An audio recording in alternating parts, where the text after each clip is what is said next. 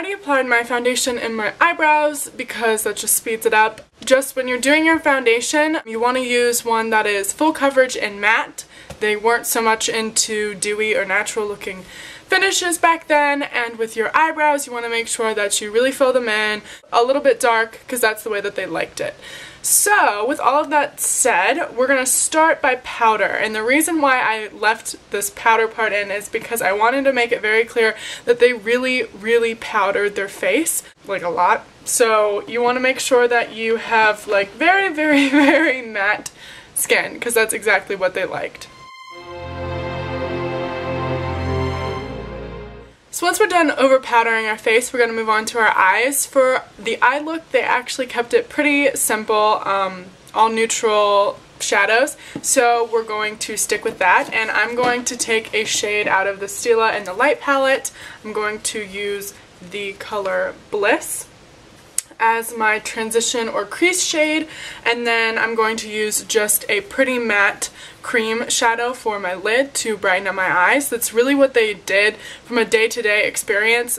So what I like to do is take a really big fluffy brush and the Bliss shade. You obviously don't have to use this exact color, just use a really light brown if you are fair toned like I am, and just put it all over your crease.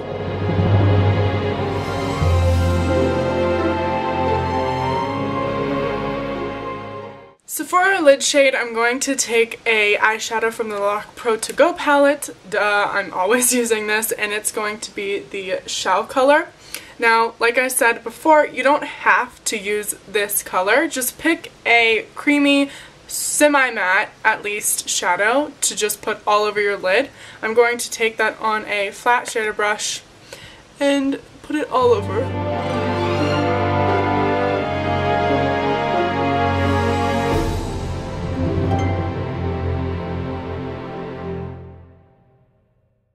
So we're going to skip the eyeliner just because I believe that on a day-to-day women wouldn't be applying that big dramatic eyeliner every single day because one, it's very tricky to do, and two, it takes a lot of time. So we're just going to move straight on to the eyelashes to finish the eye look, and for that they did really like big lashes.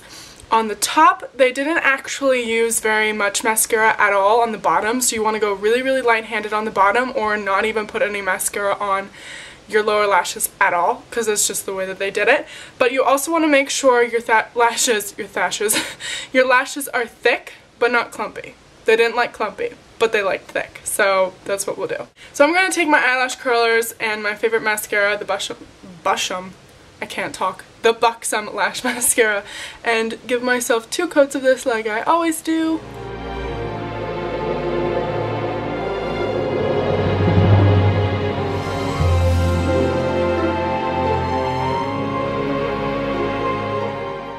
For the rest of our face makeup, they really didn't contour back in the 50s, but I am going to just really lightly bronze up my face just to give myself a little bit more dimension because it's looking really flat right now. So I'm going to use the Duo Fiber brush that I always do and the NYC Sunny Bronzer, wherever that is. I can't find it. Oh dear lord. Oh, found it.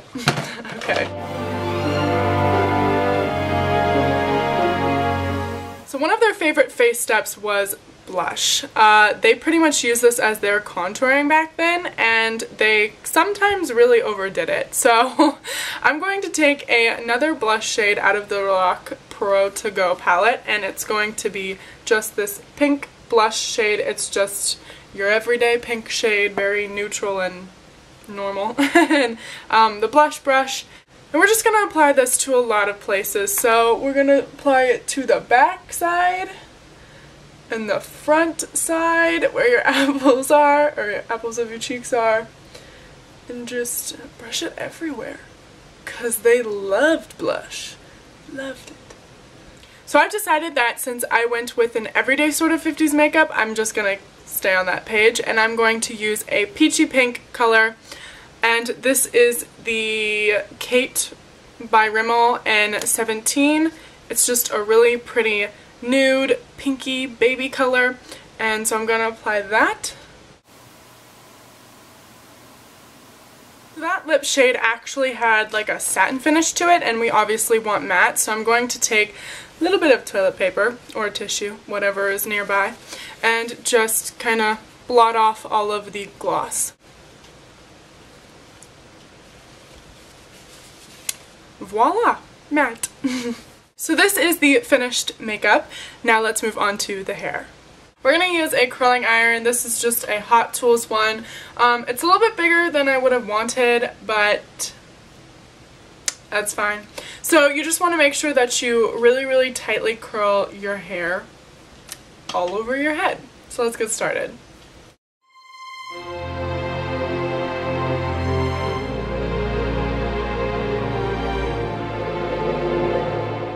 So now I'm just going to brush it out, and with this, you honestly don't need to go smooth over it. You just really want to brush it out.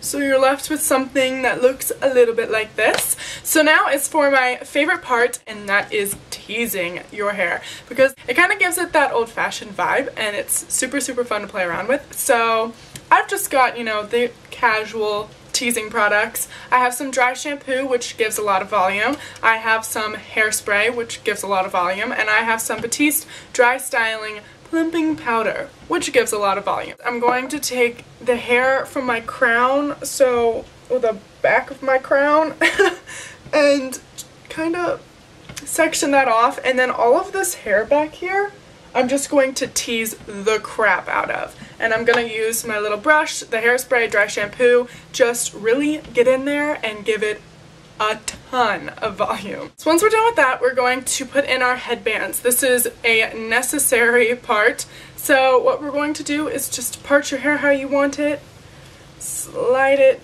down sort of in the middle. I like to leave a bit of the front out just because I like how that looks better. And yeah, so you just want to keep playing around with the volume, just, you know, it's a work in progress. Anyways, let's move on to the last step of this video, which is the outfit. For the actual costume, I kept it pretty simple. So I started with a really big skirt from American Apparel. I thought this was super appropriate, and a random shirt from the thrift store with just a pair of ballet flats to complete the look.